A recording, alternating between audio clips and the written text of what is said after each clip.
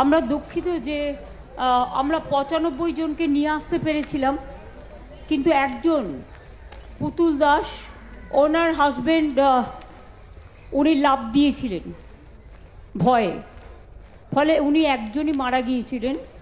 তার পরিবারের হাতে আমরা 2 লক্ষ টাকা তুলে দিচ্ছি। তার কারণ সেও তো একটা মৎস্যজীবী ছিল, তার সংসার চলবে কী করে। এরপর আমি সব মৎস্যজীবী পরিবারকে, যারা 95 জন বাংলাদেশের জেলে দীর্ঘদিন ছিল, আমরা অনেক চেষ্টা করে ওদের নিয়ে এসেছি এবং আমরা রেগুলার যোগাযোগ রাখতাম।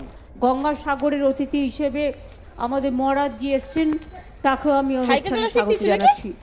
আমি যারা 95 জন জেল থেকে এসছেন তাদের সকলের হাতে, যেহেতু তারা এতদিন জেলে ছিলেন, আমি 10,000 টাকা করে তুলে দিচ্ছি। তার কারণ অ্যাটলিস্ট তারা বাড়ি ফিরে গিয়ে অন্তত কিছুটা কিনতে পারবে।